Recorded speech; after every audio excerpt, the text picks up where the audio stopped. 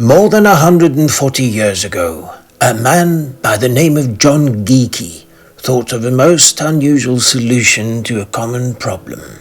He'd obtained a farm with a valley that was too waterlogged for agriculture, and so he decided to plant a forest such as the country had never seen before nor since.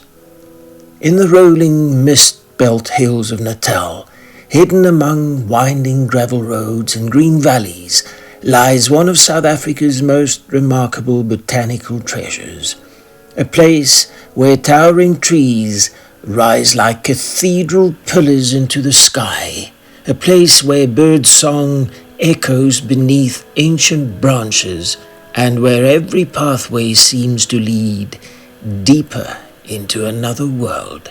This is Benvie Garden. To understand Benvie, one must first understand the man who dreamed it into existence. John Geekie was born in Dundee, Scotland in 1836. He arrived in South Africa during the 19th century and eventually settled in Pietermaritzburg, where he became a successful cabinet maker and businessman. Yet, despite his success, he longed for the cool forests and gardens of his Scottish homeland. In 1883, he purchased a farm called Nooitgedacht in the Karkloof region.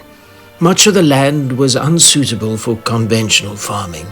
The valley was damp and boggy, wrapped in mist for a large portion of the year. Many would have viewed it as waste ground.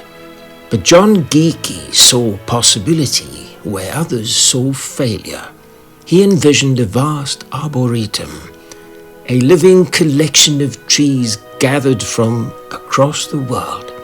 At a time when South Africa's landscape was still largely untamed, Geekie imagined forests of giant conifers, flowering rhododendrons, azaleas and camellias, and exotic hardwoods flourishing together in the cool Natal climate. The undertaking was monumental. Seeds and seedlings were imported from Scotland, England, Europe and America. Some came from famous nurseries at Inverness and Georgia in the United States.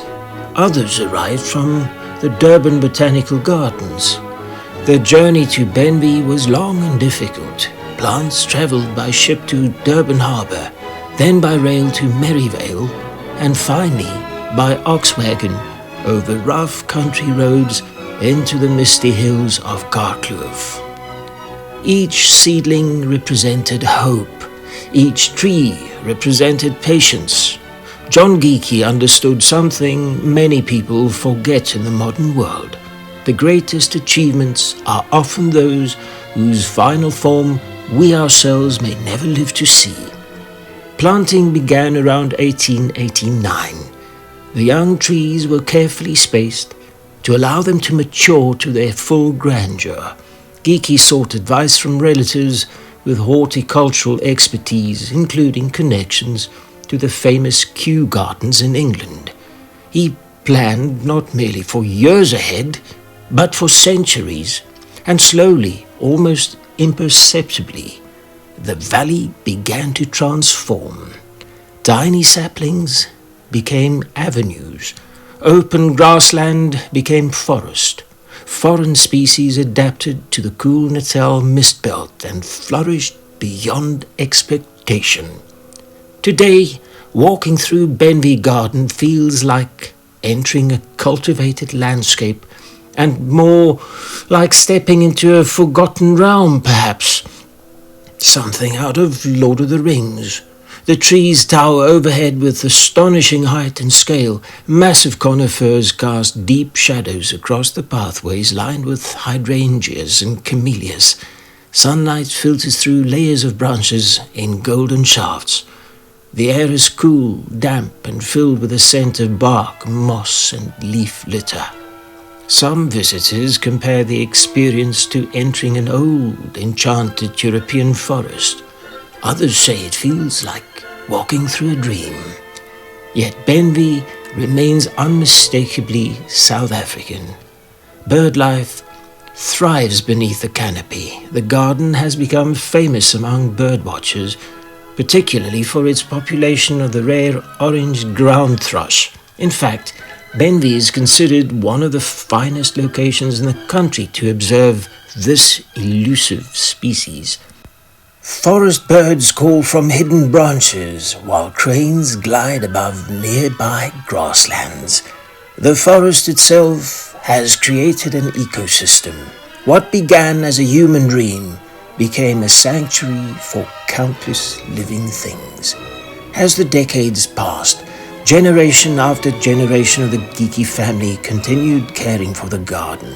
Trees planted by John Geeky's own hands survived wars, droughts, political upheaval, and changing times. Children became parents and grandparents beneath the same branches. The garden matured along the family itself. Today, more than 6 generations later, Benvie still remains in the care of Geeky descendants. That continuity is rare. In a world obsessed with rapid development and constant change, Benvie represents something almost timeless. It reminds us of an older philosophy, one where land was not merely exploited, but cultivated with vision and reverence. Perhaps the most astonishing aspect of Benvie is its scale. The garden covers roughly 30 hectares, making it far more than just an ordinary private garden. It's an arboretum of international significance. Some trees have grown to extraordinary dimensions. Among the giants are towering mountain ash eucalyptus trees, measured among the tallest recorded in South Africa. Standing beneath them, a person feels very small indeed. And perhaps that is part of Benvie's power. Modern life often shrinks our perspective to screens, deadlines and distractions, but ancient trees possess a different sense of time. They remind us how brief human life truly is. They silently testify to patience, endurance and permanence. John Geeky planted many of these trees knowing full well he would never see them at their greatest height. Yet he planted them anyway. There is something deeply moving about that. The pathways through Benvie invite slow wandering. This is not a place for rushing. Around each bend, new scenes reveal themselves. Reflective ponds beneath drooping branches, carpets of azaleas, exploding with color in spring, moss-covered trunks wrapped in ferns and quiet lawns opening suddenly beneath immense canopies. In September and October, the garden becomes especially spectacular. Clivias glow in brilliant orange beneath shaded forests. Azaleas burst into vivid reds, pinks and whites. Rhododendrons follow with extravagant displays of color. But even outside flowering season, Benvie remains magical.